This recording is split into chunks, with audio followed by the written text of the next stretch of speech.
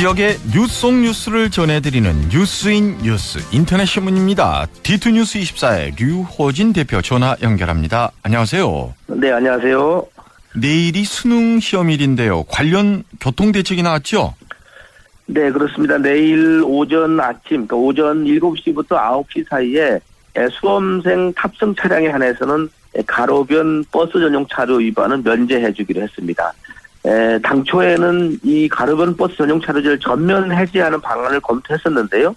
이렇게 되면 오히려 모든 차량이 통행이 되면서 수험생이 탄 차량이 피해를 입을 수 있다.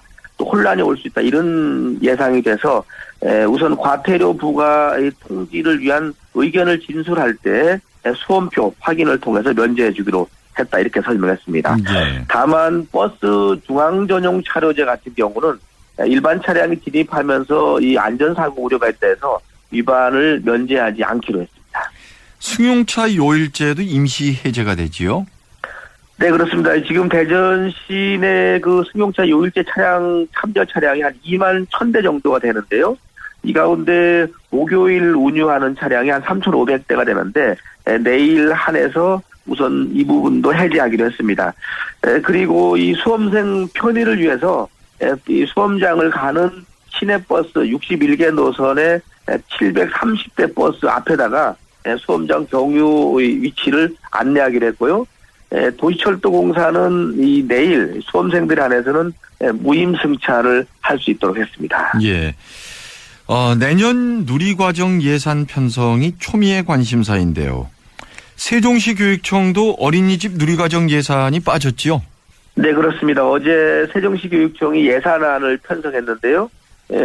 필요 예산 소요액이 258억 가운데 어린이집 관련되는 172억 원을 제외하고 유치원 예산 86억 원만 편성을 했습니다. 올해 같은 경우 한 190억 정도 누리과정 예산이 필요한데 결국 86억만 하다 보니까 나머지 한 110억 정도는 지금 하지를 못했다. 이렇게 보면 될 것 같습니다. 예. 근데 몇 곳을 빼고 다른 시도의 경우도 대부분 상황은 비슷한 것 같은데요.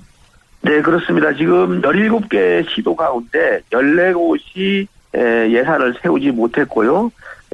소위 말하면은 진보 성향의 교육감이 이끄는 13개 교육청이 세우지 않았고 보수 성향의 교육감 가운데서도 4명의 교육감 가운데 3곳을 세우지를 못했고요.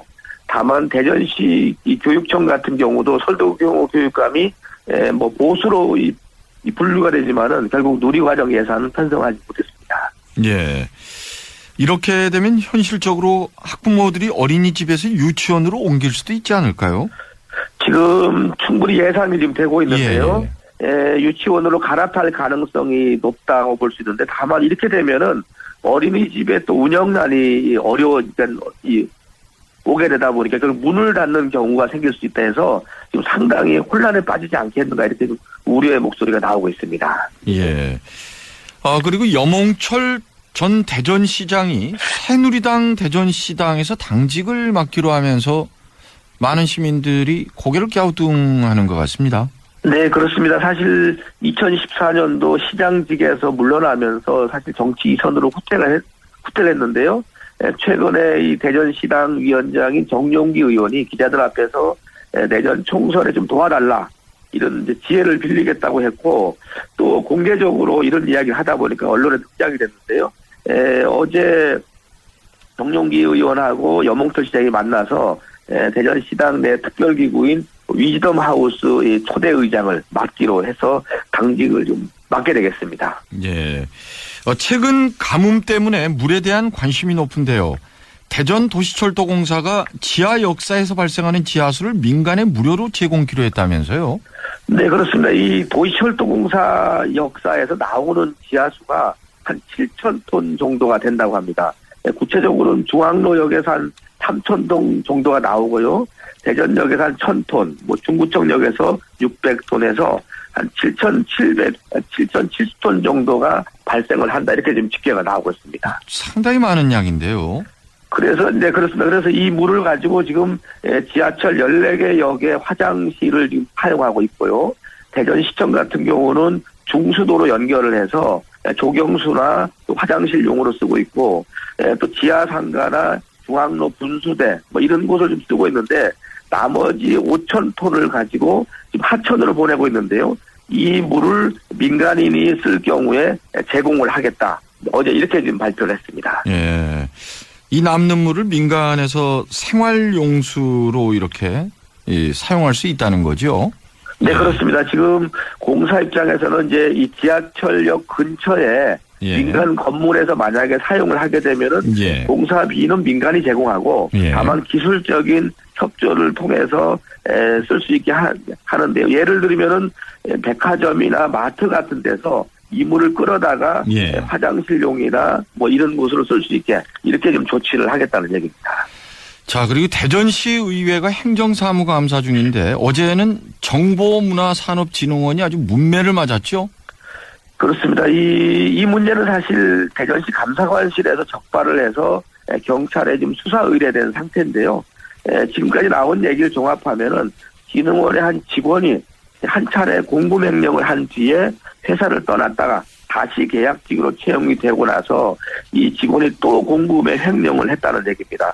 그런데 이 진흥원 측에서 고발을 조치하지 않고 횡령 금액만 환수했던 것으로 알려져서 이 부분이 지금 수사 상태에 있습니다. 그런데 이 직원이 또다시 시산하기관이라고 할 수 있는 창조경제혁신센터에 채용이 됐다라고 들었는데 맞는 겁니까? 네, 그렇습니다. 그래서 대전시 의원들도 의아하다 싶은 것이 진흥원에서 징계를 받은 직원이 어떻게 창조경제혁신센터에 또 취업이 가능하냐. 그래서 대전시한테는 이 공기업의 직원 채용 전반에 대해서 좀 철저하게 감독을 해라 이렇게 요구를 하고 있습니다. 정리를 해보자면 한 차례 공금을 횡령한 게 드러나서 회사를 떠났는데 네네. 다시 채용이 됐다가 또다시 공금에 손을 댔다. 이러다 보니 그렇죠. 당연히 든든한 배경이 있는 게 아니냐라는 말들이 파다하게 나올 수밖에 없는 것 아니겠습니까? 사실 이 대전시 산하기관의 직원 채용이 대체적으로 투명성이 좀 떨어집니다. 그래서 뭐 고위공직자 아들이 들어가 있다든지 아니면은 정치적으로 선거 때 도와줬던 사람이 들어간다든지 이렇게 되다 보니까는 직원들이 책임감이 떨어지고 어떻게 보면 직장에 대한 자부심도 좀 떨어지고요. 결국 자신의 능력도 보여주지 못하다 보니까는 결국 이런 손해는 대전 시민들이 지는 게 아니냐.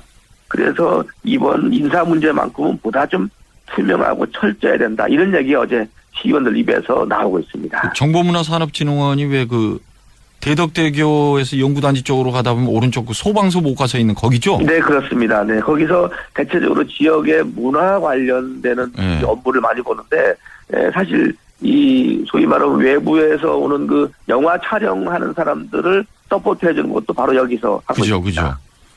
그죠. 이곳에 있는 다른 직원 여러분들도 사기가 오죽할까 싶네요.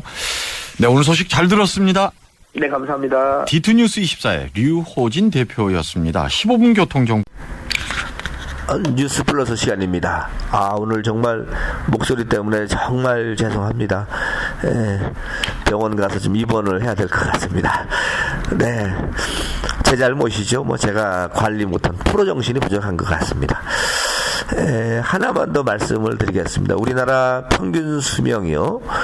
용인의 수지구가 84.8세로 나왔는데 역시 이 잘 사는 곳 사람들이 역시 평균 수명도 길다 이런 통계가 나왔습니다. 제가 엊그제 충북 진천 사람을 만났는데요.